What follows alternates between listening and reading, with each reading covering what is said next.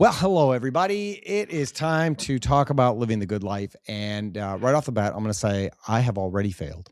I You have sure have. failed. I have. I have failed everybody miserably.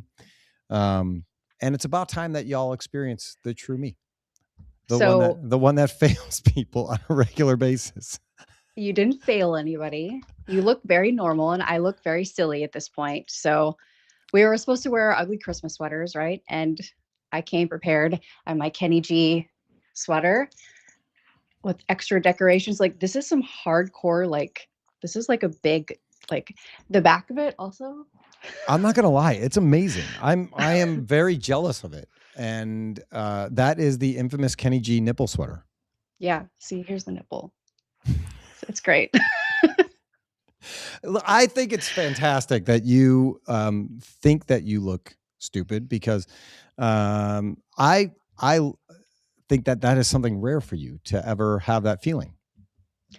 It is. And your computer was having issues. Like one of us always has technical Yes, issues, right? And yes. so I was sitting here.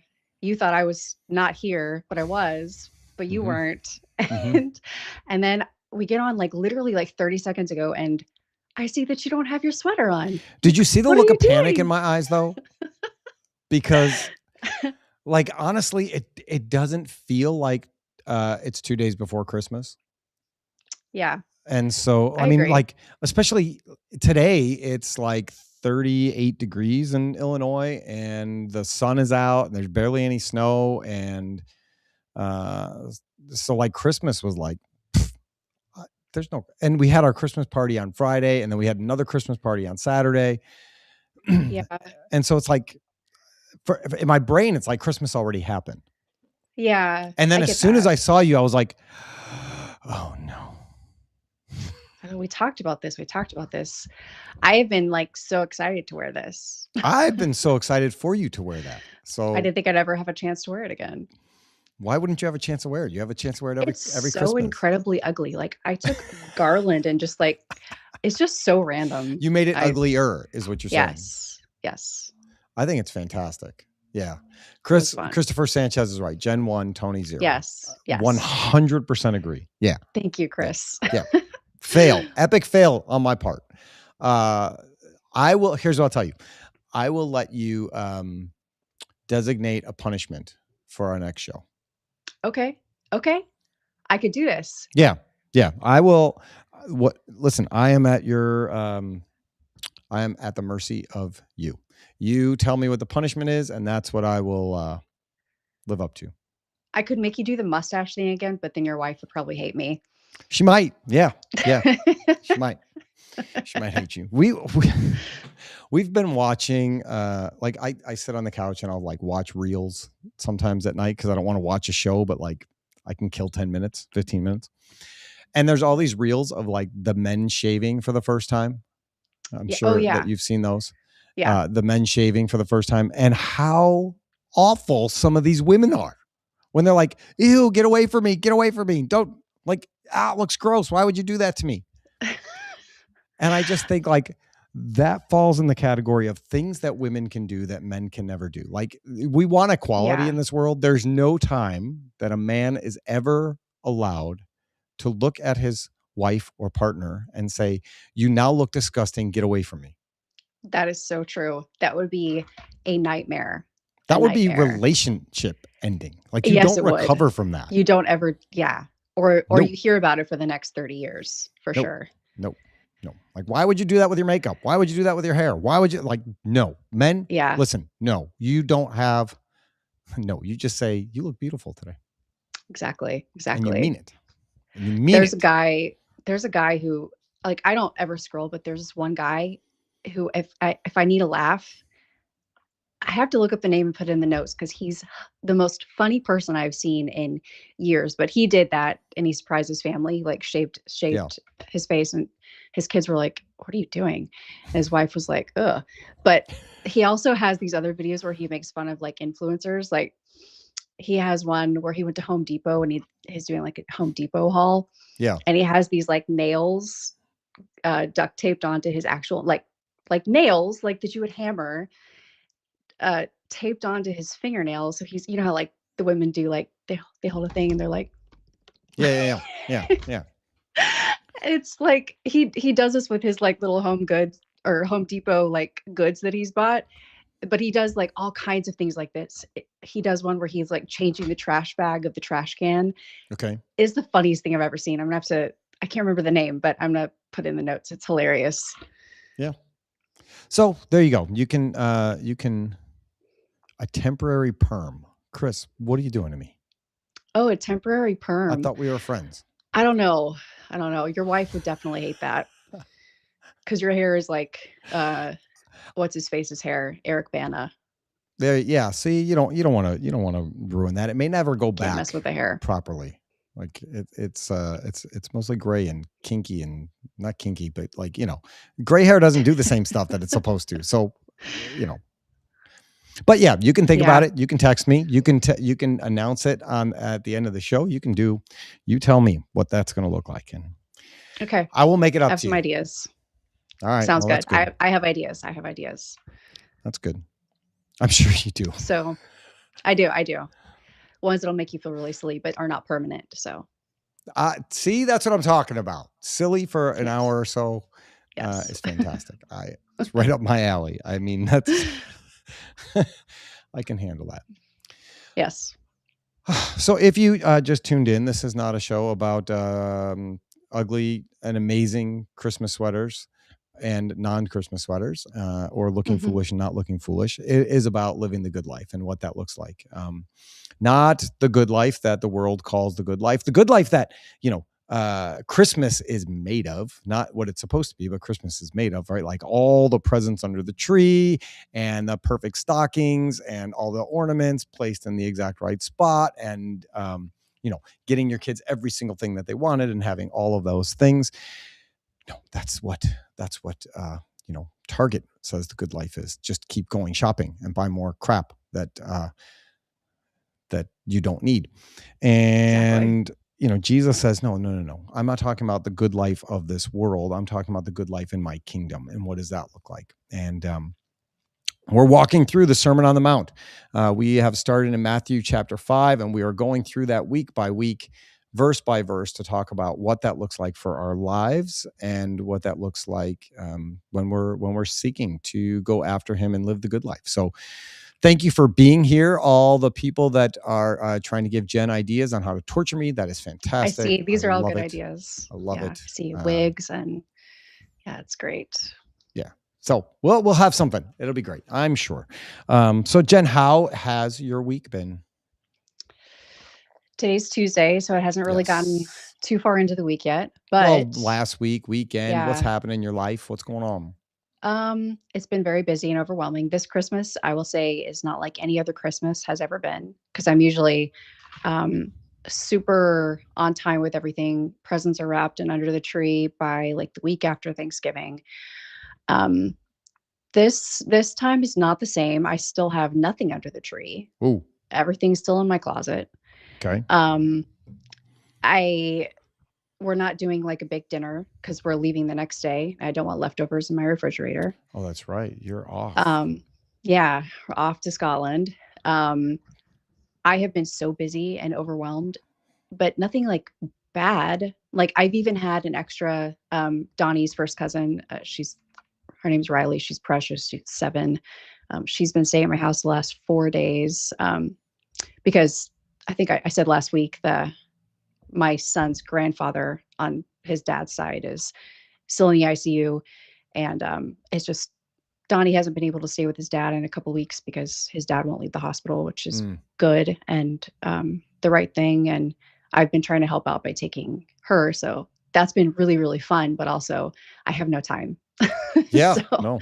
Well, not only that, but you have been on the podcast circuit here with yes. 3 of them now.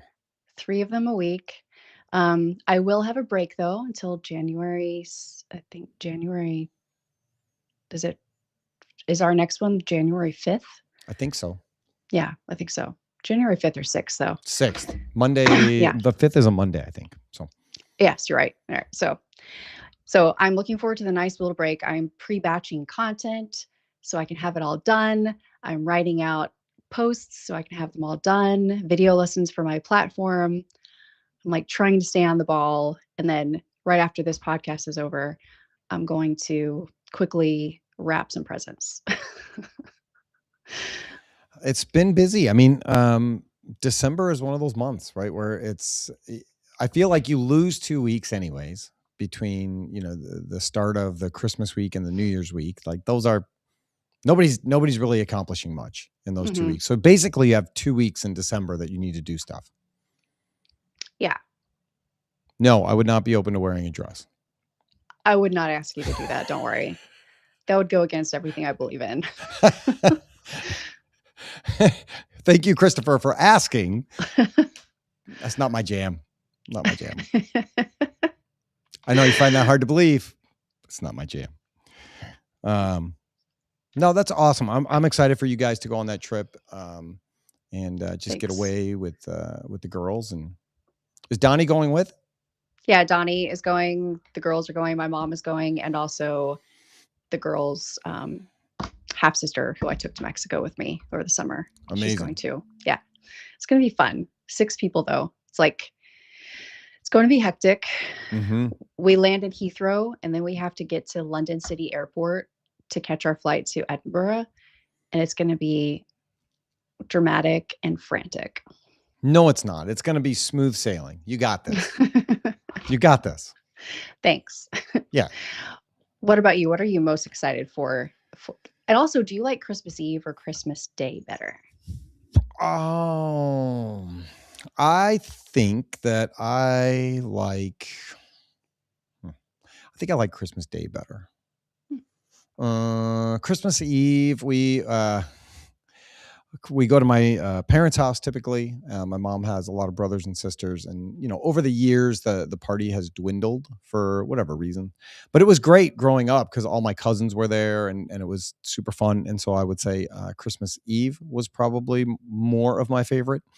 But now it's Christmas Day because it's just Kelly and Jack and Grace and I sitting on the floor on Christmas morning. And we, take turns watching each other open presents and tell stories about the things that we bought. And none of us feel rushed or pressured to get through anything. And we can just enjoy our time together. And then later we're going to go over to Kelly's extended family and spend some time with them. But just that dedicated time with the kids, I really, and with Kelly, just the 4 of us in our own space. I just love it. I love it so much. That sounds special. Yeah. A lot of times we'll go to the Christmas Eve service, but it's basically the same time we're having dinner at Christmas Eve at my parents' house, so that's not going to work out. So we'll probably watch that online. I'm going to try and watch that online, see if anybody wants to watch it with us, and it'll be great. It's going to be some time off, a little bit of time off, which we just had when we were gone for Thanksgiving, but. It's going to be good. I like watching people open gifts. It's one of my favorite things. I do too. I don't like opening gifts. When I was a little kid, I used to take my gifts in the other room and open them privately. Really? Yeah. It's all I can do to not do that now. I hate opening gifts. Why? That is not my love language. Like getting gifts is not your love language? I like to get things, but getting gifts is hard for me. I don't know why. I don't enjoy opening gifts in front of people. Are you afraid that you're going to give them the wrong reaction? Possibly. Like, oh, great. Thanks. You bought me a Kenny G sweater with his nipple hanging out. How did you know?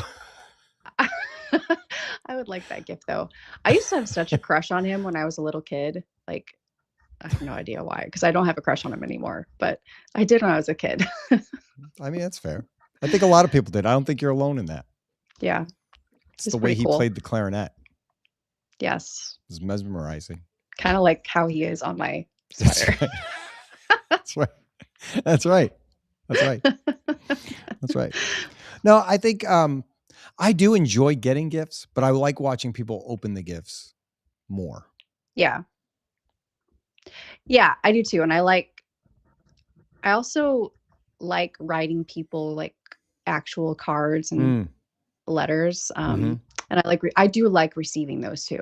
That's probably my favorite gift to receive is something written. Like when people like write you some words of affirmation. Yeah, that is my number one love language, so it makes sense. But just because especially in today's world, like to take the time to actually like write something out and Yeah. give to somebody is pretty special, I'd say. Because Yeah. it's super easy to just like get a gift sent to somebody through Amazon. Oh, I would agree with you. Taking that extra time is it allows people to know that you thought of them. Hmm. Jonathan Quinn is agree. with us. He says Kenny G is the reason he wanted to play the saxophone. That's awesome. Do you still play? He Or did you definitely start doesn't. He doesn't playing? have the Kenny G hair anymore. But You can see people's pictures on this?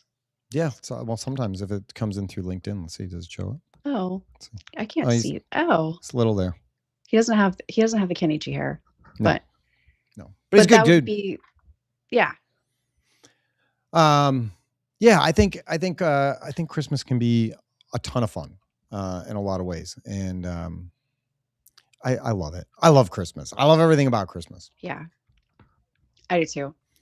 except for the It's Hallmark really movies. magical. I don't watch those. I think, do you know this about me? They're like my favorite thing in the world. I don't think I know that. I watch Hallmark Christmas movies like no other. Do you watch them throughout the year? I sure do. Hmm.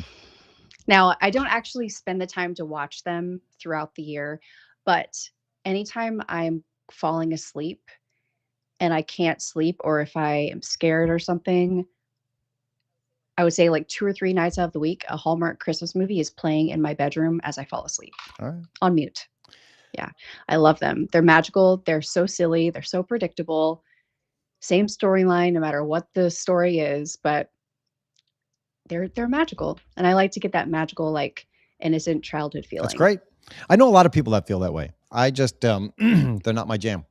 So you watch well, have you switched over to wherever Candace Cameron Bure is now? Because she's no longer Hallmark, right? Isn't she on some other channel?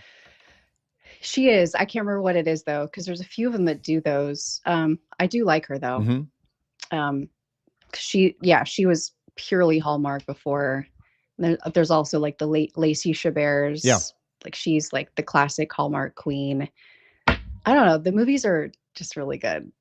That's good. If they make you happy and they make you smile while you're trying to go to sleep and they take your mind off of whatever it is that's bothering you, then they're doing their job.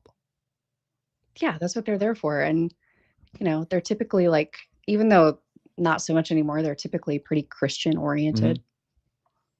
Mm-hmm. Well, that's why Candace Cameron left to go to the other place, right? I wish I could remember where she went.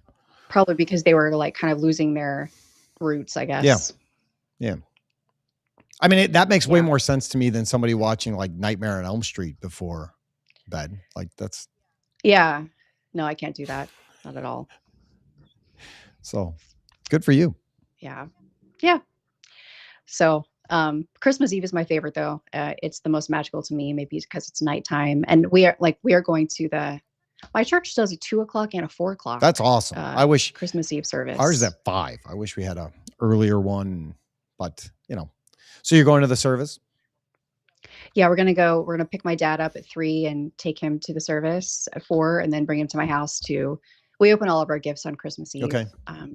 Traditionally, and then a few more on Christmas morning, but Christmas Eve, we're just, like I said, playing it super low key though, as far as food. And that's when we kind of do the same thing that you guys do. Everybody takes their time opening the gifts, and there are not going to be very many gifts this year though. Only Donnie has a bunch. It's because you're getting on a plane the next day and flying across the world, and you're going to spend plenty of money in gifts. Yeah. So that's awesome. It'll be fun. Yeah, that's great. That is great. I think that it's a good segue today, right? Like you wouldn't necessarily think that this verse for today like has much to do with Christmas, but I think it does. Okay.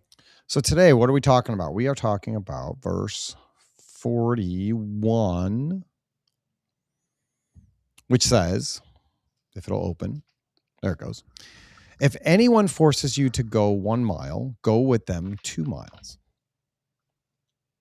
So that's coming off the heels of, the other things that Jesus has said when it comes to an eye for an eye, right? You've heard it was said, eye for an eye and a tooth for a tooth, but I tell you, do not resist an evil person. If anyone slaps you on the right cheek, turn to them the other cheek. And we talked about what that looks like. And it doesn't talk about, and like Jesus isn't saying be weak and, just get beat up all the time. That's not the idea behind that. And he says, if anyone wants to sue you and take your shirt, hand over your coat as well. So like, don't just give them what they're suing you for, but go bigger, right? Like be different. Yeah. Feel comfortable giving away everything because your Father's going to provide for you. Yeah, exactly. And to give a little bit more context for this specific verse, because again, these are things that I never thought about when I was younger, reading these verses. But if you look back, like these were the days, the Romans were in power and they could legally force any civilian, the Roman soldiers could force any civilian to carry their like gear, like all their gear for 1 mile. And I don't know how much they exercised this, how common it was, but they could legally force anybody to do it. And so that's what this is talking about.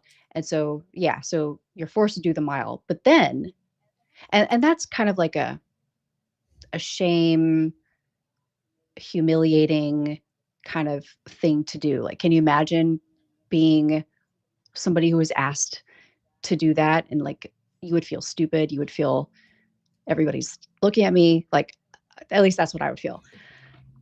But then Jesus is saying to go the extra mile, go another mile. And this is something that I didn't think about in the other couple of verses, but, considering that you are in a position to where you feel small and mildly humiliated to massively humiliated, depending on who you are, this is a way to take back your agency. It's to take back the authority, to take ownership. Like, because if you just go that mile, you leave still feeling small, right. I think. But if you go the extra mile, you're not doing it in spite of the Roman soldier. You're not doing it in spite of the person asking you to, do this or do this in today's world. You're doing it to take back your agency and feel like yourself again, feel confident, feel good in who you are under God. Sure. I guess that's what, yeah. And it's empowering too, right? You're not the victim in that situation. That's what I'm looking for. You take away any chance of being the victim because you come out on top at that point. And you're saying like, you're not breaking me, right? Like I got this, I'll do it. It's fine. Right. And to your point, you might not be going that direction and they could grab you and say, come on, you're walking with me. And so you're going potentially 4 miles out of your way by listening to Jesus. So, normally you're just going 2 miles out of your way, but Jesus is saying, no, take it a step further, go a second mile, double what they're asking you to do, right? Like go all in on that. And so like, you're totally going out of your way to make an impact for the kingdom. Yeah. Yeah. I think that's really cool. I can think of some instances in which this wouldn't work out, like where it eventually, I think, beat you down. Like, you always hear like the classic or work example about, there's a guy at the office, he's super lazy. He like delegates everything to everybody else and he never does anything. If you keep taking on that kind of stuff and doing extra, well, then you'll never get your own work done. That's the only thing I can think of in which it wouldn't work. That if you're like taking on other people's responsibilities, then you won't be able to get your own stuff done. Yeah. I don't know if that makes sense. And that might be why, Jesus doesn't say like somebody asks you to go or forces you, not asks, forces you to go a mile, go 10. Yeah. Right. That's true. So it That's seems very like true. there is a limit. It's still an extreme to like Mhm. double what they're asking you to do or telling you what to do. Um, but I think there is that idea that you still have to do the things that you need to do. Yeah, there's a limitation. Yes, you're so right. It's just, this is double. It's not 10 times. Um, That's and again, forgiveness. yeah, yeah, that's, like I said, that I think that's when it turns into something that's not what he's asking you to do here. Um, that you have to explore yourself. But I think, yeah, this is it's like the first mile is forced, the second mile you have chosen, Mm-hmm. and that means a lot. Yeah. Because again, that's you leaving this situation with the authority. They don't have the authority anymore at that point. And I think it's another one of those examples of like being totally different than what the world says, right? Like Mhm. you did a good job of explaining that this was not something that anybody looked forward to happening to them, Mhm. right? And when it comes to those Roman soldiers, like I'm not saying everything that happens in The Chosen is 100% accurate. That's not where I like. I have the Bible open here. I got the Bible open over here. Like it's not my whole worldview is based on Dallas Jenkins and The Chosen. Yeah. Um, but they do a lot of historical digging to find out what was going on in those times. And there's a scene in The Chosen. We probably could have pulled it, but we didn't do that. Yeah. I didn't I even love the forget. I scene. didn't even forget. I didn't even remember a Christmas sweater. So there's no way I was going to remember that. Yeah. But there's a scene where Jesus and the disciples get stopped by the Roman soldiers, and the Roman soldiers are making them walk the mile. And while they're doing that, they're forcing them to also carry their stuff, whether that's Mhm. their helmet or their shield or their bags or their whatever it is. Probably not their swords because that would be dumb. Yeah. But all these other things, and they can't understand why. Like at first, the disciples are all very disgruntled and they don't want to do it and they're frustrated. And Jesus takes the lead and he's also carrying the things and he's doing it right along with them. And then after that first mile, then they're ready to stop. And Jesus is like, nope, let's go. Keep going. And they're like, And he, "What?" yeah. And then the griping starts and the grumbling and the complaining a little bit. And then as they're walking, the Roman soldiers start thinking like, what is going on here? This is Yeah. weird. It's so great. And then they start to have their own kind of like humbling experience, like as perceived in the show. Right. But how many times has that happened in our lives where, you go that extra mile for somebody and then they start to recognize like, oh, this isn't right. I should really pick up the slack. I should really carry my own stuff. I should really do those things for myself and not rely on somebody else to get me through that. Yeah, I think it illustrates this very well, that scene does. It's a really great scene. And yeah, like you do see the Roman soldiers first looking strangely and suspiciously, like, why are they still going? And then they start feeling guilty and they start taking their their shields back and their helmets back from the disciples because it's heavy, right? Like Mm-hmm. they have heavy stuff. And so, yeah, I mean, I think you can probably think of times like this, and maybe that experience changed those certain Roman soldiers' lives forever, because then they um change their perspective. They change the way they treat people. Like, and this happens today, right? Like, um you can you tell people how to respect you. You tell people how to treat you. Yep. And doing I think this way is really good and righteous and also psychologically effective.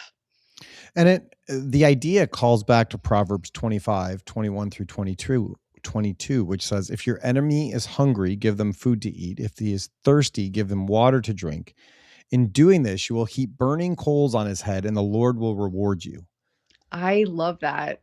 So while you're being overly kind to somebody that they feel like, you know, your enemies, or you may feel like your enemies, eventually there's that shift and they can't understand why you're doing this thing. And it eats at them because of the negative way that they've treated you and the positive way that you're treating them. They can't help but feel horrible about it. And that's not a reason to do it, to make them Yeah. feel horrible. Yeah. But when you're loving other people, that's when God rewards you. That's why it says the Lord will reward you when you're doing those things, when you're loving God and loving people, not doing the bare minimum. I think that's the key there.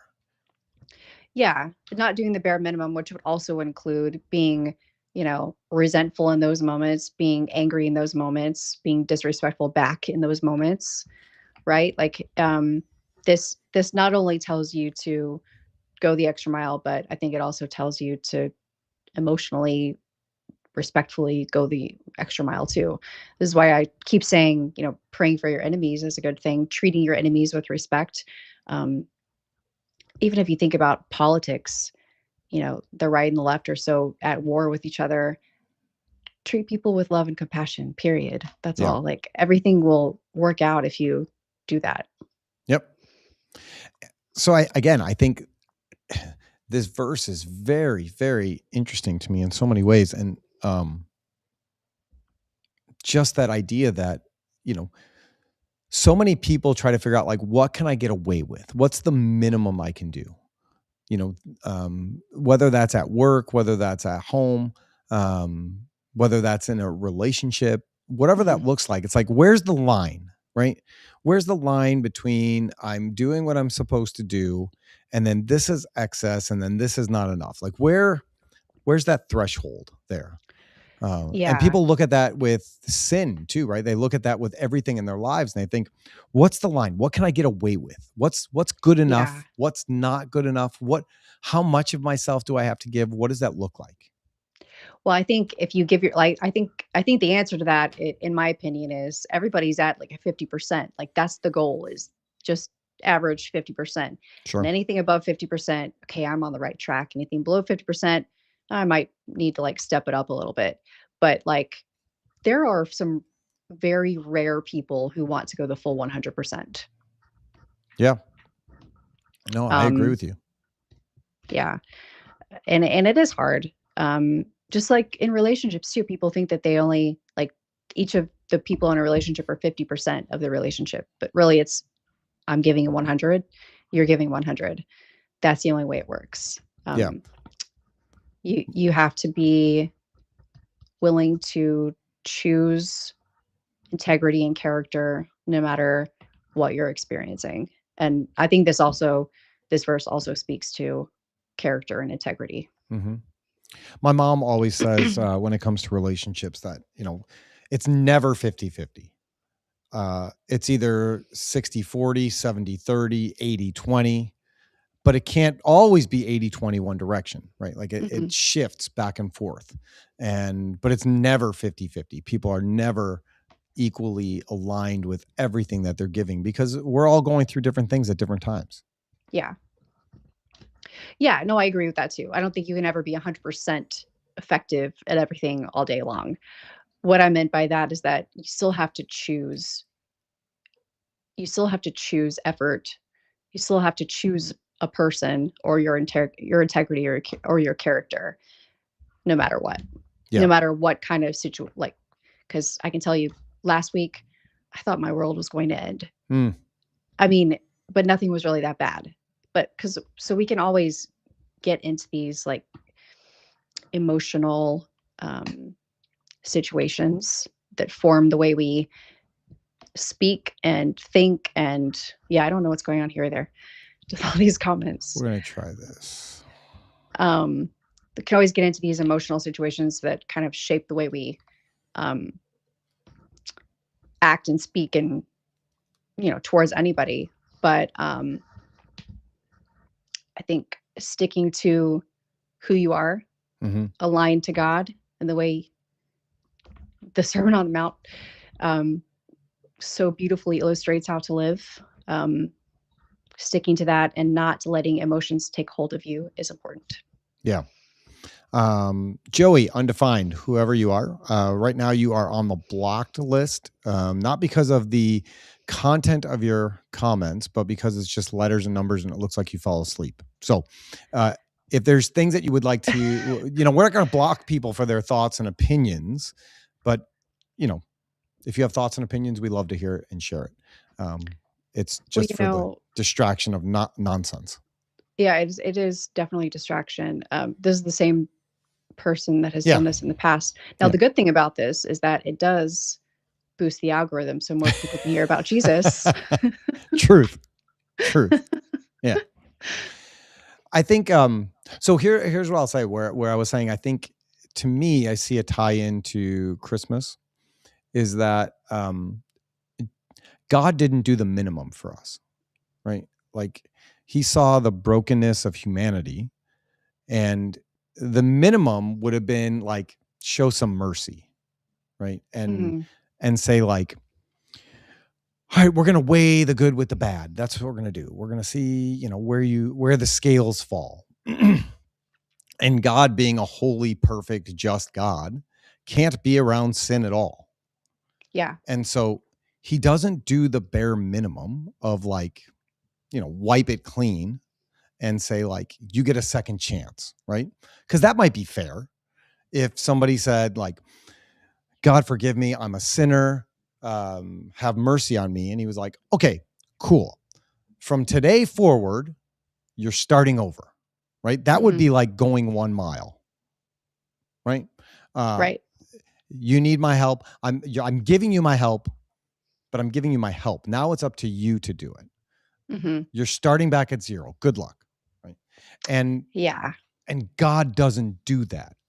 And that's the beauty of Christmas, is that he sees us in our brokenness and all of humanity, and he steps out of heaven in the form of a baby in Jesus to live the life that we can't live, to take on the punishment and the death that we deserve, and not die and dies instead of us, like replaces our death, so that we could have life and forgiveness and life in abundance forever, for everlasting, if we'll accept that gift. And I just think it's a great picture of what Jesus was telling people. Basically, like, this is what I came to do. This is why I'm here. And this is what I'm going to do for all people. Whether my hope is that you accept it and you allow me to do that. That's really wonderful. That is a great tie into Christmas. God really did give us the most beautiful extra mile in the world. And that's what Christmas is about, is that miracle, that extra mile that he gave us through Jesus. And I think it's real easy for us as sinful, wretched humans, to look at people that are like, hey, I need you to take me to the airport today. I'm like, I don't want to go to the airport today. Like, it's rush hour, it's traffic. I got better things to do. I don't want to do that. I'm not doing that. I don't want to do that. And Jesus is like, I didn't necessarily want to go to the cross. Like, no, I didn't know that. I knew that wasn't going to be a good day. Right? Like, that wasn't going to be a pleasant day. No. But I did that for you, right? Like, that's the sacrifice part that we're supposed to reflect. And nobody's asking us to do what Jesus did, right? He's just asking us to think less about ourselves and more about others, and step into the gap of what do people need in this moment. Yeah, I really like that. This also makes me think about Joseph. The sermon this past Sunday was about Joseph. Okay. And I think he went the extra mile too.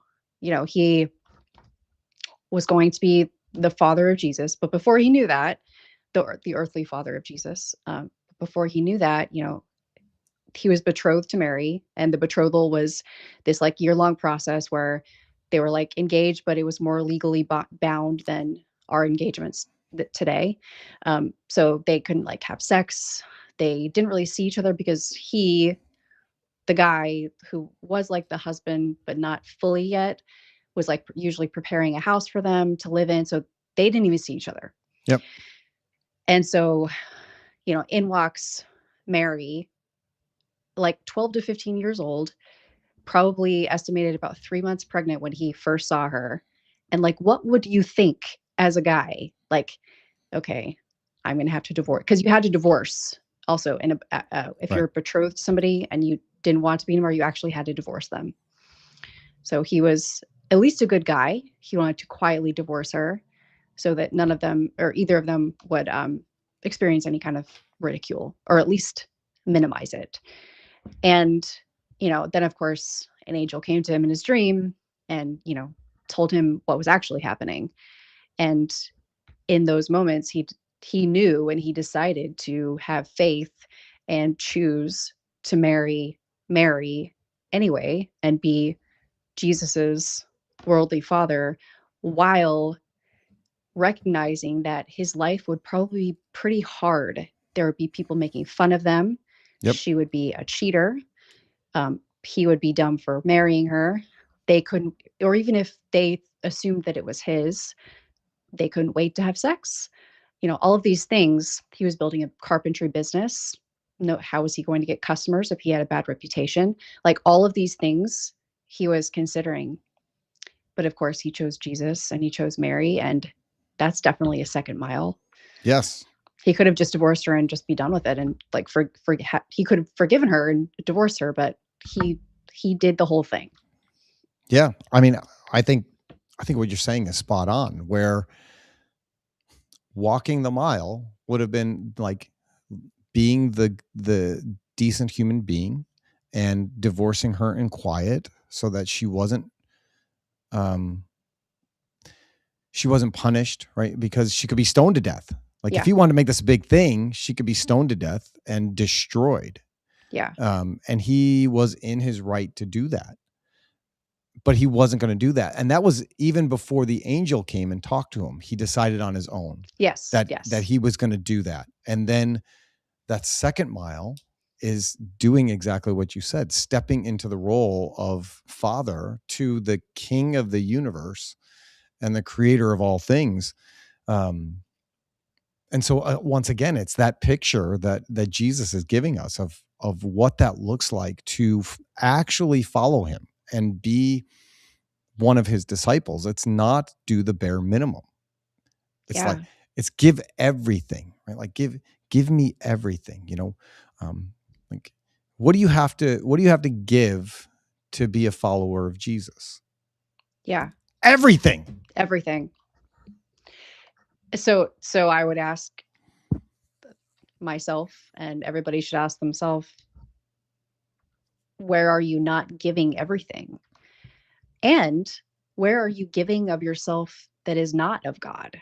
Because I think that's an important question too. You need room to give everything to God. So where do you need to recalibrate? Yeah.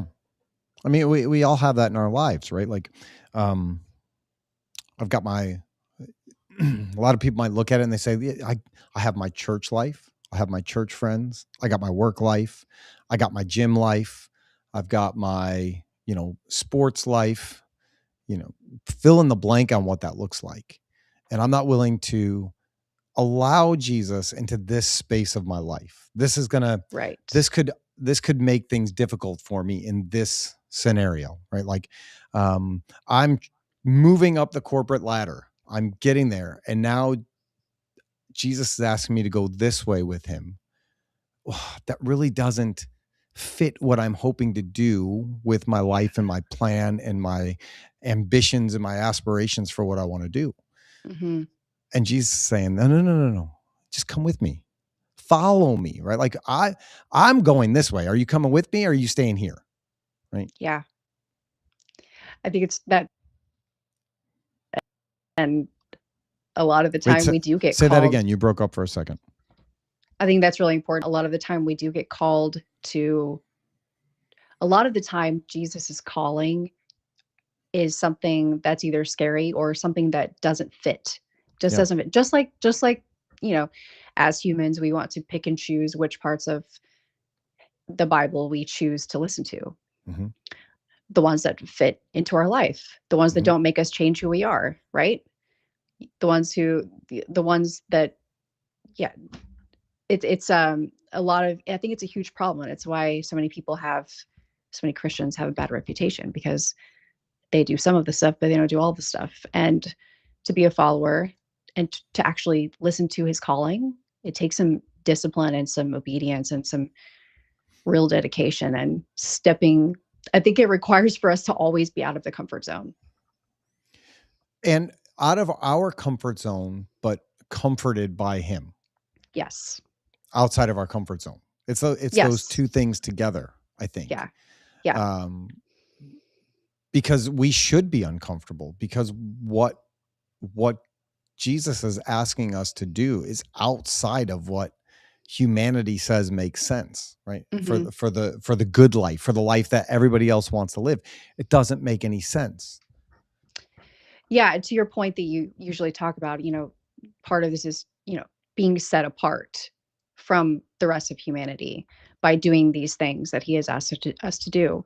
So in order to be set apart, you have to do different things, things that are not the norm. And everybody wants to follow the norm because it's nice and safe and comfortable, but that gets you nowhere. Like, Right. even if you take, I would say, even if you take um, a lot of the stuff out of the picture, even in like just a career, if you don't set yourself apart, you don't get anywhere. Mm-hmm. Yeah. So, and what does that look like to set yourself apart? There's two ways that you can do that, right? You can be the guy or the girl. You could be the person that creeps up to the line of what is expected of you, which is fine. You're probably still going to get a raise. Mm-hmm. You're probably still going to get a good review. You could be the person that surpasses it a little bit, right? You can get a C, you can get a B, right? Yeah. You might get a little recognition here and there. You might. It might also go unnoticed. It might. But you also have to recognize what you're doing it for and who you're doing it for. And then you could be that person that super excels, that wants more, that wants to stand out, that wants to be different than all the rest. Yeah. And you go the extra mile. I mean, that phrase has stuck with us in society, right? Like, be willing to go the extra mile. What does that mean? It means literally go the extra mile, right? Like, double the effort that you think it's going to take. Yeah. And make people stop and notice and go, whoa, did you see what Jen did today? That's amazing. I mean, I wore this. I mean, not only did she wear the sweater, but she added stuff to the sweater to enhance it. Like, the sweater was 50%. She added like an elf and some other stuff to it, and like a fuzzy thing on the nipple, like everything. She added all the stuff and went above and beyond and upped the ridiculousness even more to allow people to smile. That's amazing, right? That's such a blessing. And then when I saw the sweater, I was like, oh no, like heaping coals on my head. What a perfect example. So good. It was so good. It's so good. And so I just think that as we're in the Christmas season, we were talking about gifts and all of those things, right? There's such a temptation for us to make sure that we have all the right gifts and all the perfect gifts, and everybody's got the same amount of gifts and nobody feels left out and all of these things. Yeah. And it's all this stress of something that is not actually the reason for the season. Yeah. It takes the real, the store-bought magic takes the real magic and miracle and gift away. Yeah, it really does. It really does. And most times we want to go above and beyond for the people that we love. Like, nobody says, I love this person so much. What's the minimum I can do for them Yeah. to show them that, right? When you love somebody, you want to go all in. You want them to have whatever it is that they need that will make them smile, that'll make them feel loved, that'll make them know that they are the object of your affection. I mean, it's not that's why I hate grab bags and I hate white elephant things, because if I want to buy somebody a gift, I want to buy somebody a gift. Yeah. I don't want you to tell me that I can only spend $20 on you. Like, yeah, that's true. If I see something that I want to buy for you, I want to buy it for you because I care about you, not because I agreed to buy something for some random person on a list and I agreed to spend $20 and I agreed to like X, Y, and Z. Like that's a gift should not be a contract. Yeah, and the thing about those white elephants is like I get the concept, but it takes the meaning and the thoughtfulness away, just like the store-bought stuff for Christmas takes away the meaning of Jesus, but also think about the gift that God gave us. How much meaning and thought that has. The greatest gift of all time. I don't know where I'm going with that point, but But I'll tell you what, it wasn't. It wasn't the minimum. no, it wasn't the minimum. It was the maximum. It was himself the in ultimate place maximum. for us, right? Like takes our like the worst trade in the history of trades. Like if you're looking at sports, is the worst trade you could ever possibly make. You're trading total and complete perfection for wretched awfulness. Yeah. Like, and that's the trade that he made out of love. Like that's you go 1 mile. Somebody forces you to go 1 mile, you go 2. That's so where we need to do that in our lives as we're, doing these things, getting together with our families on Christmas and in the holidays. There's going to be people that you don't want to see. Yeah. Like this is reality, right? There's going to be some things that you don't want to do. How are you going to walk into that? Are you going to walk into that with this, I have to go. I got to be there. I told them I would go. I'm going to make my grandma happy. Like, what does that look like? Or are you going to walk into that space knowing that there's people that need to know the truth of Jesus? And you have an audience of people that you can talk about Christmas with, that you can talk about Jesus with, that you can come in and be the light in the darkness in whatever space that is and share that with other people. Yeah. It's an opportunity to step into that, to go that extra mile and not just show up, but show up as an image bearer of God and as an imitation of Jesus and step into all those things and do it.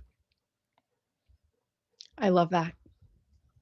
I'm talking to myself too. There's plenty of times for me to do that this next couple of weeks.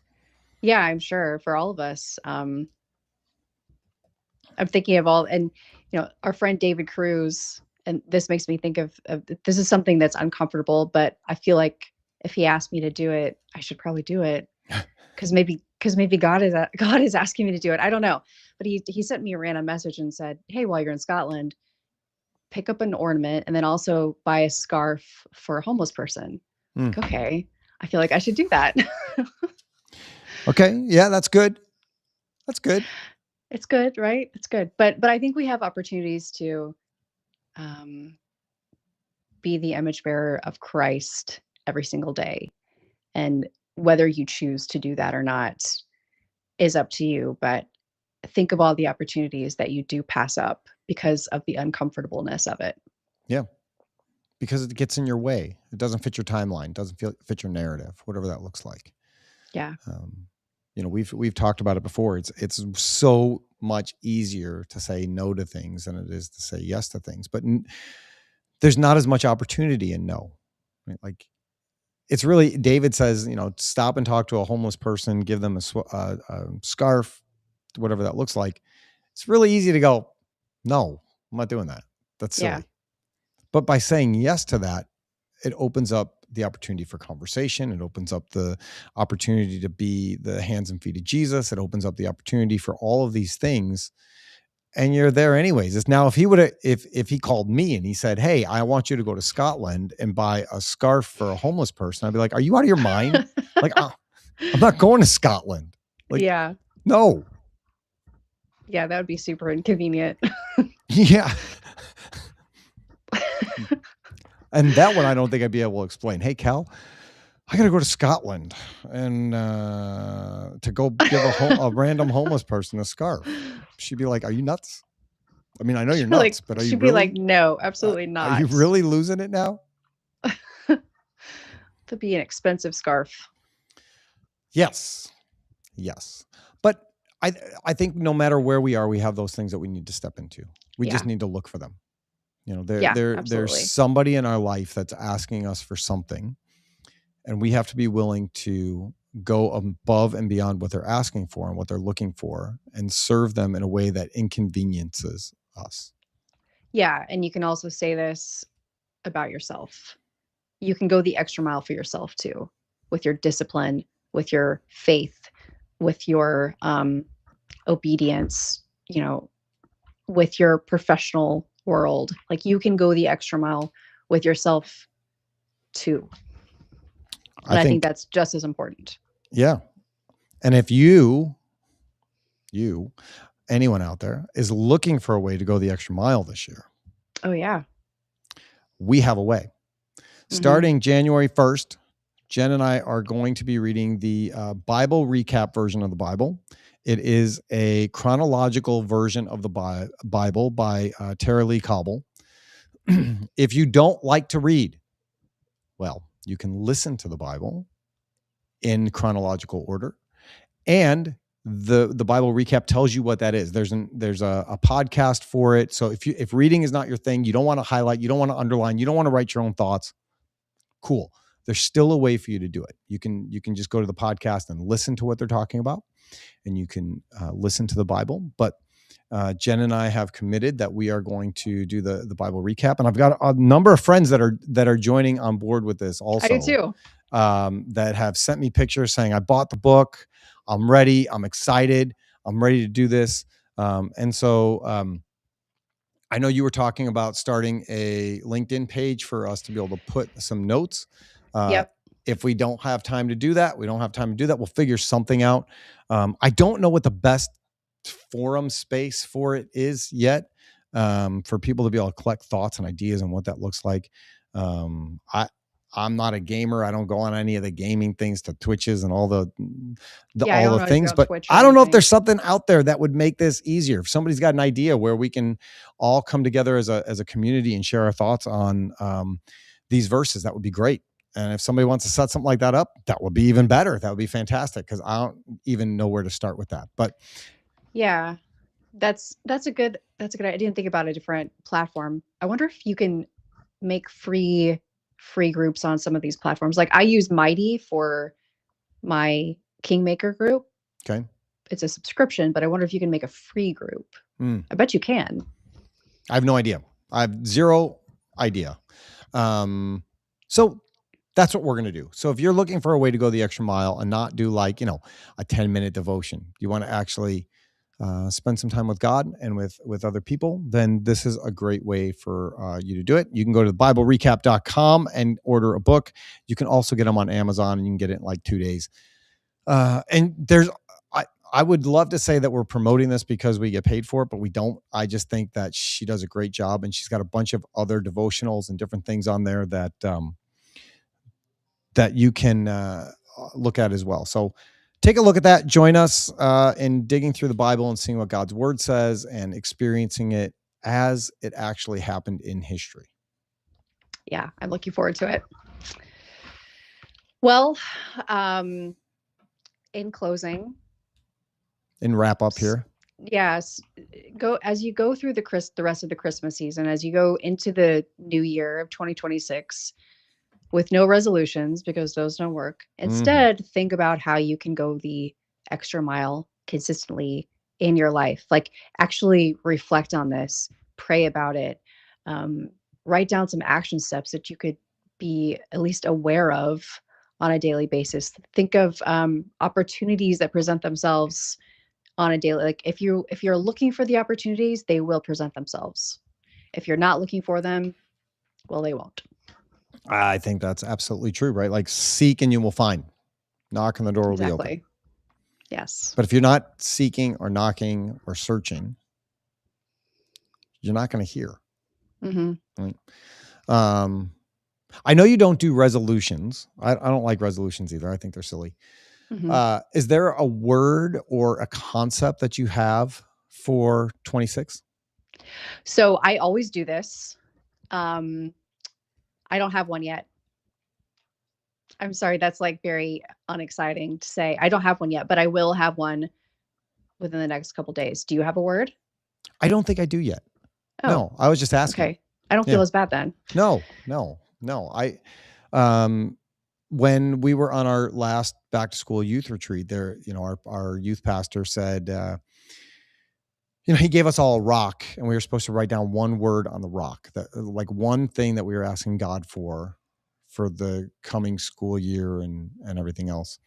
Not that I'm in school, but we were there. And my word was clarity. I wanted clarity. And yeah, that was the rock. That was the thing that I thought was going to give me more connection to God and understanding more things. And I think that I've had more clarity in the last little bit, or been looking for more clarity in understanding, things like we talk about, like the why behind doing certain things, like not just doing it because, but understanding what I'm doing that for, and pushing a little bit further to understand those things instead of just blind obedience. Yeah. I like that. Not that you shouldn't obey God without an understanding. But some of that stuff is not just obeying God. It's just understanding and having clarity on what things are. Well, yeah, if you have the clarity and the understanding and the meaning, it actually is a lot more doable. Yep.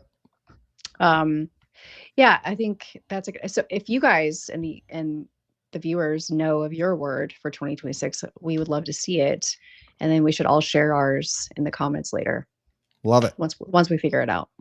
Love it. Well, I know for sure we'll be praying for your trip, that thank you. It goes well, and that everybody that you're bringing with, your whole clan of people, has just like minimal drama. Yeah, no drama. No drama. We want no drama. It's a lot of women. Donnie's the only little dude. It's a lot of estrogen. That's true. Yeah. Oh boy. Yeah. We will be praying for you. Thank you. I appreciate that. Sure. But aside from that, are there any other prayer requests you have?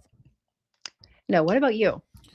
I think just for what we talked about, being able to go into the different situations and the different relationships and family dynamics,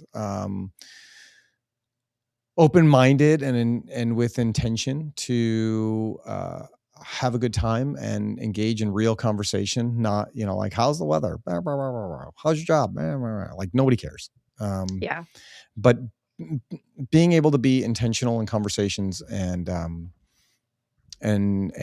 work on building stronger relationships and realizing that we're there for a reason and a purpose. Yeah, I love it. All right. Well, should we pray and get out of here for today? Yeah. All right, let's do it. Heavenly Father, thank you for today. Thank you for this time. Thank you for everybody that chimed in and joined us and made us laugh and giggle and gave us some thoughts on your word.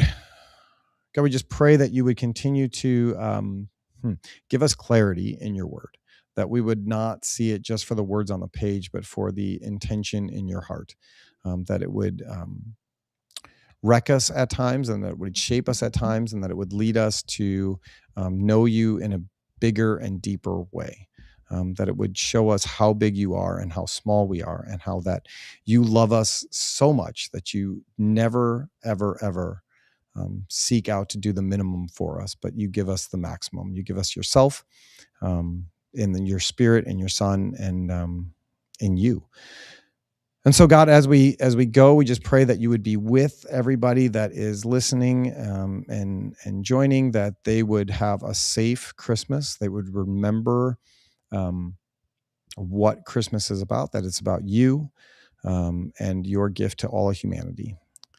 Thank you for loving us, even though we don't deserve it. Thank you for that gift. And we love you. And it's in Jesus' name we pray. Amen. Amen. Thank you. So now you're going to send me a message at a later date, or were you going to announce this thing that you're going to have me do? I'm going to send you a message, and we will announce it when we promo our next episode. Okay. Or is it going to be like you announce it on the next one back, and then I have a week to do that? Oh, yeah. Why don't we do that? Okay. Why don't we do that? Okay. That'll be better. Yeah. I definitely have some good ideas, I think. I may do a combo. You can run them past the your trip companions. You guys come up with the best worst thing, and we'll make that happen. The best non-permanent thing. I will stick to that. I will stick to that. I would prefer no makeup, no dresses. I don't want to come out here looking like a woman. That I don't want to break that thing. But would I ask you to do that? No, you wouldn't. Way. I'm just telling. I'm telling the people here. Don't suggest those things. Like, yeah. No, you are very against that. Very against that. Yeah. That's not necessarily a kingmaker there. No, definitely not. That would be the opposite. I would be unaligned to myself. It would go against your brand drastically. Yes. So. All right. Well, everybody have a wonderful and Merry Christmas. Thank you for watching and joining us. We always appreciate seeing you here week after week, and we will be off next week, and we'll be back the following week, as Jen is back from Scotland, and I can't wait to hear all the stories about the trip and what happens when she gives a homeless person a scarf. Well, there you go. I have to do it now. You do. All right. Well, Merry Christmas, guys. Everybody have a blessed and abundant and joy-filled holiday and Christmas. And remember that Jesus is the reason. That's right. Not the gifts that you give. On that, take care and God bless. God bless.